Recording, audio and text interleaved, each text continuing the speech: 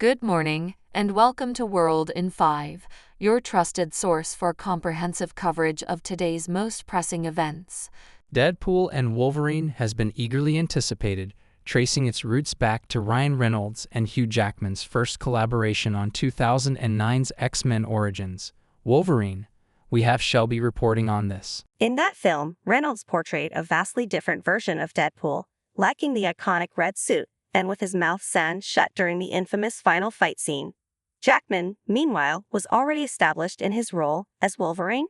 Despite the 2009 film's lackluster critical reception, both actors have no regrets, with Reynolds noting, "It's given birth to this incredible friendship." Reflecting on the challenging production conditions, Reynolds told The Hollywood Reporter at the Deadpool and Wolverine premiere in New York on Monday, "That movie, a lot of people don't realize, was shot in the middle of a writer's strike, one of the hardest ways to shoot a film you could ever imagine." Pointing to Jackman beside him, he continued, "I think the perseverance that you showed and everybody else. Also, I got to watch the most classy, kind, intelligent, wickedly disciplined movie star welcome me onto a set. And I got to have that behavior model for me at a pretty formative time in my life, and I'm always grateful to Hugh for that."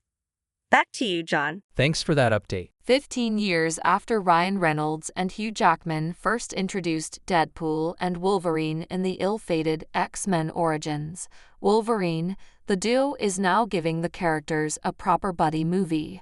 We have Anthony reporting on this. Reynolds and Jackman premiered their new film in New York on Monday, while press screenings took place across the country.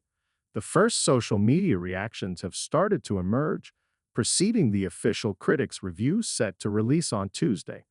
An eyewitness from The Hollywood Reporter noted that NSINC attended the New York premiere. The movie is projected to have a massive $165 million plus domestic opening this weekend, potentially marking the biggest R-rated debut of all time. Back to you, Bella. Thanks for that update. When you enter David Mazel's Los Angeles office, the first thing you'll notice is a statue of Iron Man, one of the most iconic superheroes globally. Above it hangs an illustration of Grell, a less recognized hero who is making waves this week at San Diego Comic-Con. We have Jensen reporting on this. Iron Man symbolizes Mazel's past as the founding chairman of Marvel Studios, where he envisioned a shared cinematic universe featuring characters like Iron Man, Captain America, and Thor. Grell, on the other hand, represents his future with Mythos Studios, where he's developing a new cinematic universe called Ecos, which will feature Grell and potentially hundreds of other characters.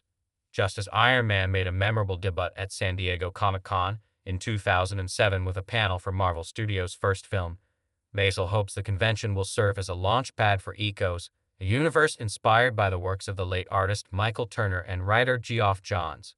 Back to you, John. Thanks for that update. Lee Isaac Chung's Twisters is generating a whirlwind at the box office, with projections for its domestic opening now up to $80.5 million in North America, surpassing the initial estimate of $74.6 million from Saturday.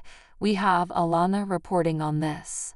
The film, showing in 4,151 theaters, has achieved the highest domestic opening ever for a natural disaster movie, not adjusted for inflation. It surpasses the previous record held by Roland Emmerich's The Day After Tomorrow, which opened to $68.44 million in 2004.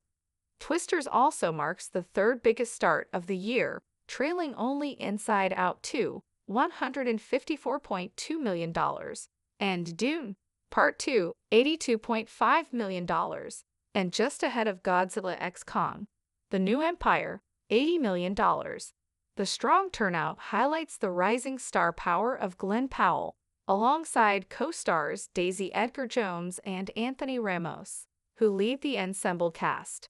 For Chung, the acclaimed director Indy Hitmanari, it's a notable success. The film is drawing a balanced audience across genders and age groups, potentially setting the stage for a new franchise.